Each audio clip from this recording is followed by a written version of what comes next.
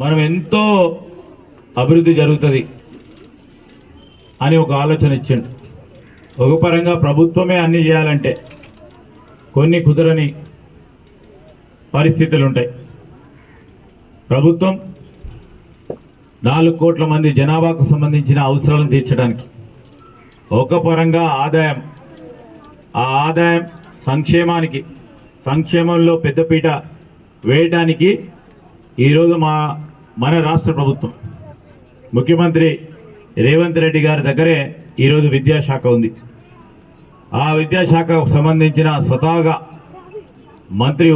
ముఖ్యమంత్రిగా వారి విధి నిర్వహణ చేస్తూ ఉన్న సందర్భంలో వారికి ఉన్న ఇష్టమైంది విద్యకు సంబంధించి పెద్దపీట వేస్తాం. తెలంగాణ రాష్ట్రం ఏర్పడ్డ తర్వాత ఎప్పుడు లేని విధంగా ఓ మాట చెప్తా ఉన్నాం. ఈరోజు అన్ని పాఠశాలలకు సంబంధించి మన ప్రాంతంలో ఉదాహరణకు చెప్తా ఉన్నా, మొత్తం టీచర్ రిక్రూట్మెంట్ చేసి టీచర్స్ పరంగా ఎక్కడ కూడా ఇబ్బంది రాకుండాదు ఈరోజు అన్ని స్కూల్స్లో సరిపడా ఉపాధ్యాయులు ఉండాలనే ఒక ఆలోచనతో మరి దాదాపు 10,000 మంది కొత్త టీచర్ నియామకాలు చేసి ఈరోజు రాష్ట్ర వ్యాప్తంగా కూడా చేయడం జరిగింది.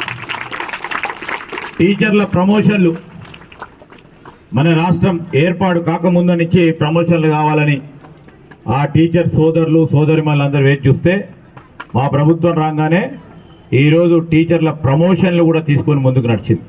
మా పీఈటీలు రోజు వస్తూ ఉండే 10 సంవత్సరాల అపోజిషన్ ఉన్నప్పుడు వారికి సంబంధించిన ప్రమోషన్లు కావాలి అని చేస్తూ ఉంటే మేము నిరంతరం మరి శాసనసభలో మాట్లాడిన తరుణంలో ఈరోజు వారికి కూడా ప్రమోషన్లు ఇచ్చి పీఈటీలకు సంబంధించి వారికి అనేక సంవత్సరాలుగా పెండింగ్లో ఉన్న అవన్నీ కూడా చేసినాం. ఎందుకు టీచర్లు కానీ పీఈటీలు కానీ పూర్తి స్థాయిలో ప్రతి పాఠశాలలో ఉంటే మన విద్యార్థులకు పూర్తి స్థాయిలో వారికి విద్య బోధనకు ఉపయోగపడే విధంగా ఉంటుంది. ఎవరైతే ఆ పేద విద్యార్థులు ప్రభుత్వ పాఠశాలపై ఉన్న విశ్వాసంతో ఈ పాఠశాలలో మరి అడ్మిషన్ తీసుకుంటారో వారికి ప్రైవేటు పాఠశాలల కంటే మెరుగ్గా తీర్చిదిద్దాలని ఒక ఆలోచనతో ముందుకెళ్తా ఉన్నాం. మా సోదరులు చెప్పింది ఇప్పుడు ఇంకో రాబోయే 2-3 సంవత్సరాల్లో వారికి టార్గెట్ ప్రైవేట్ స్కూల్ ఉండొద్దని.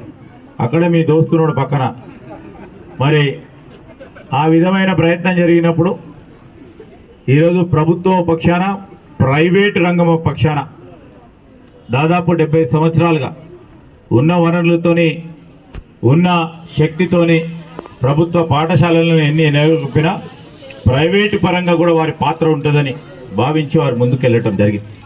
నేను ఎందుకు చెప్తానంటే నేను కూడా ప్రైవేట్ పాఠశాల